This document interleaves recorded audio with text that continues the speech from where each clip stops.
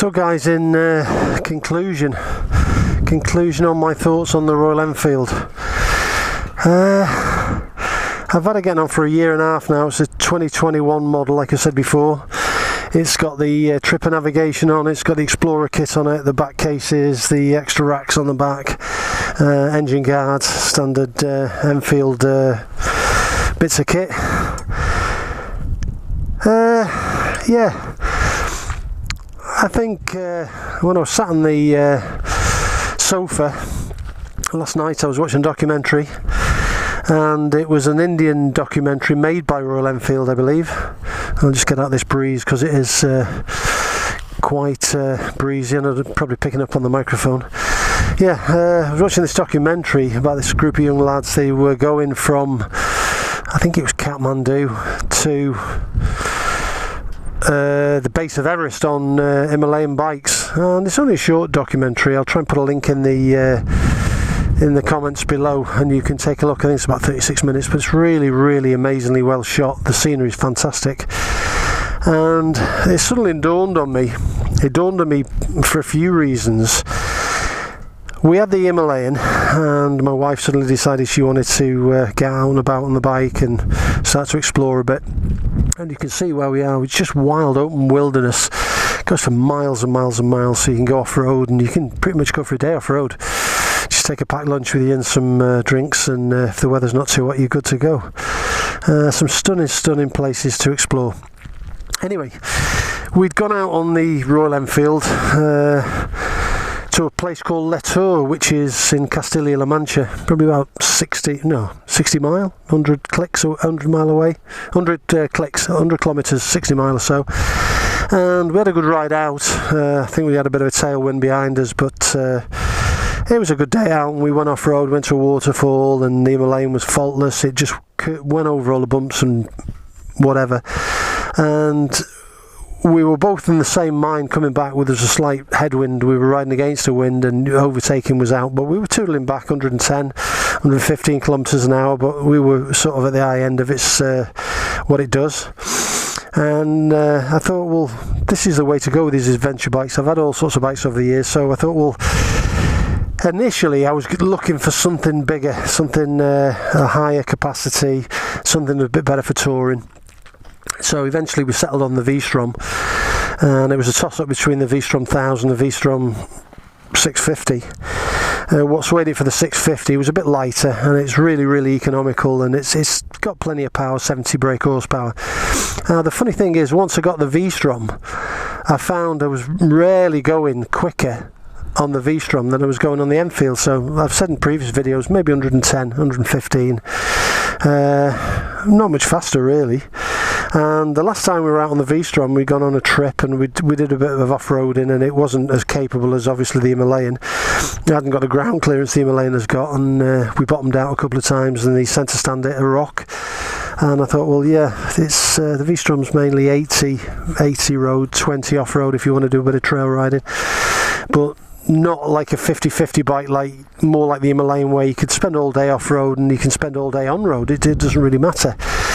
And it was a strange thing, because we'd been out on the V-Strom again, tootling around, doing the same sorts of speeds, and I was thinking as I was riding along, perhaps I should have got the 1000. It's, you know, a bit more potential and a bit more top end, and it lower revs at higher speed, all the rest of the usual thing you think about. And I suddenly thought, well, where'd you go with this? You start with a 411cc Himalayan, and you think, well, it's not quite fast enough and it's not quite powerful enough, so you get a bigger bike, and then you get a bigger bike, and then you get a bigger bike, and all of a sudden you've lost everything that you had to start with. You've lost the durability of the 411cc single, because basically the 411cc single will pretty much go everywhere, and it'll go everywhere with confidence. So you're on it, you can ride off-road with confidence. If you're not a seasoned off-roader, you can go dirt trailing, you can do all sorts. I mean, even at the price point with the crash bars and all the rest of it, if you drop it on the floor, it's not a major concern. You can replace the crash bars, you can replace the bits and bobs fairly cheaply as well, mind, not, you know, compared to a GS and things like that. So I suddenly got to thinking that as human beings, we're never satisfied. We always want more money, we always want something bigger, we always want a nicer car, when half the time we've already got what we want. And after using the V-Strom a few times and getting back out on the Himalayan, I took my wife back out on it, and she said, wow, she said, the Himalayan, she said, you can't feel any bumps because our roads are notoriously bad. And she said it's like being in a limousine, it's just riding over all these bumps. Well, the V-Strom, it's like a washboard effect when you go over the bumps. It's really, really bad. It's great on good tarmac, but if you're going over bumps, it's awful. So when I was sat there watching this documentary the other night, I was thinking, well, for all these people that buy the Himalayan and they knock it, first of all, are they buying it for the right reasons? When you get out on a bike, I mean, when we're younger, we get on a bike, we're whizzing around, we miss everything. I mean, we get a bike as a toy. Well, first of all, when we're younger, maybe 16, I got my first bike. Well, it was like a moped come motorbike, and it was for transport. So it got me to work, it got me home again, and that's what I thought it was, transport. I had a bit of fun on it with my mates. Then you go to a bigger bike. When I was riding, you could still ride a 250 on a learner license without passing your test. So most of us jumped onto 250s and we were dashing around on that, and off we went to college and all the rest of it. And you got your 250 when you were 17. You could get a 50cc when you were 16. This is in the United Kingdom. So when you're 17, straight away, because you don't need a licence, you've got on your 17th birthday and your pa takes your 50 in and you get your 250 and you're riding around. But then, in the back of your mind, you're thinking, right, I want a car. I want to get on a car, because if I get a car, I can start courting and it's nice and dry and we can listen to music in the car and we can park up, etc, etc, etc. So you buy a car, and like most of us, you buy a car, and then later on you might meet the girl you're going to marry, you settle down, you have children, and for a good many years you might not even think about a motorbike. And then all of a sudden you think, well, I used to really like my motorbike, I'll get another motorbike. So out you go and you're looking at motorbikes and you're thinking, well, I'm in my 30s now, you know, I'm a big boy, I'm not going to ride a little 250, I want a big bike. Bearing in mind you've only ever ridden a 50 and a 250, so you go down and get all the paperwork to do a big bike test, because you don't want to do a small bike test, you want the big bike.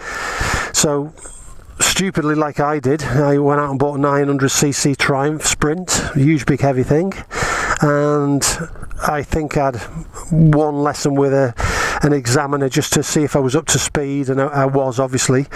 And I took my practical test and I took my road test and passed, and drove this Sprint around like a hooligan. Big heavy thing, and then I got rid of the Sprint and got the Triumph Daytona 1000, which was another hooligan bike. But what it was basically was a toy, and I was riding the bike just as a weekend toy. I wasn't going anywhere on it, it wasn't for transport, I wasn't going on journeys as such. But the dynamic has changed for me now. I want to go journeys on my bikes, I want to go on adventures, and I think when you get to that stage where you want to go out on an adventure on your bike, and you want, certainly if your wife's willing to get on the back, or your girlfriend, and go somewhere with you, take an overnight case or whatever and go and have a bit of an adventure, then it becomes something you can look forward to, you can plan. It's not like jumping in a car where you're in a glass box. If you're in a car's like watching TV. You're staring at that screen, watching the television. When you're on a bike, you're on TV. You've got all the sights, the sounds. You haven't got smells on TV, but you've got everything all coming at you, and you can see everything so clearly, and you're interacting with it, and it's an amazing, liberating feeling to be out on a bike. So my take on the Enfield is, it's a perfect bike. It's certainly quick enough. Mine, I don't know what I've done. It seems to go like a scalded cat, mine now at the moment. Red lining in second, third and fourth. It gets up to 120. No problem, which is 75 mile an hour.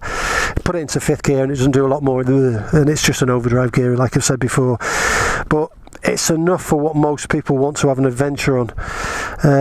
It's certainly quick enough, and what I would advise anyone getting one now, I did do 10 reasons to buy and 10 reasons not to buy, if you look back through my channel.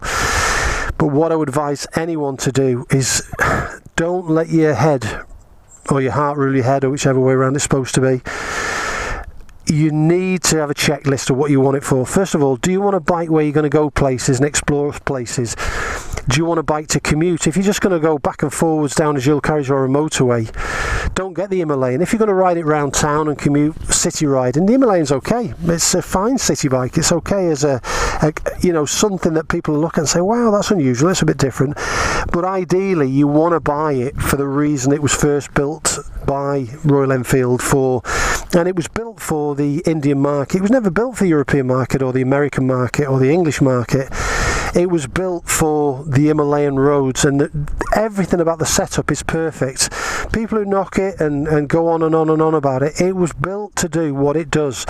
This bike is built to ride over really rough roads, no roads where the road runs out, or any roads, or cross country, or anywhere you go. And if that's what that's what floats your boat, and that's what really you want to do, this is the perfect bike. And it's, to be honest, if I'd have sold it when I got the V-Strom, which I was thinking of doing, I'd have been absolutely gutted, because I'd have sold it lower than, I'd have sold it to get rid of it, so I'd have dropped the price and sold it quickly, and I wouldn't have picked one up again for the same price, so I'd have lost out big time. So I would say you need to do a checklist of reasons to buy the Himalayan. You've got to want to go on an adventure. You've got to want to go off-road and on-road. You've got to want to take in the scenery when you're going somewhere. You've got to go for the ride, not get in from A to B. Just get on the bike and go up in the mountains and take in the scenery and go on an exploration of your local area. And that's what this little bike's made for. It knocks all of the dual sports bikes into touch. I've had a DRZE a few years ago now, and I used to fly around on that, but it's really only good for off-road. It'll go on road, but when you're going from A to B on road, it's a pain in the backside. It's horrible. It'll get you there, but you're sat on this razor thin seat going from A to B, and it's not designed for that. It's designed to be more of a forest off-road bike, and up in the dirt and going over used rocks and trees and all the rest of it. This thing will act like a Land Rover, and it'll get you anywhere you want to go. Anyway, I'll cobble together the sound from the microphone of the exhaust on this, and a bit of footage of me going around the twisties on it, and tell me what you think. Tell me your thoughts on this. I mean, I'm in two minds now with whether this 450 that's coming out is going to tick all the boxes. I think this is a superb classic bike, and I think it always will be. I think a lot of people who were not enamoured with this and they think it's too slow will go for the 450, but it won't be the same. The 450 to me, and especially from the shots I've seen, is more of a dual sport bike. So you're going back, leaning towards the DRZ instead of going towards something that's good for all things, all roads and no roads, as they say. Anyway, give me a thumbs up, give me a like. I hope you like this video, and I hope the sound quality is okay, and leave a comment, and thanks for watching, guys.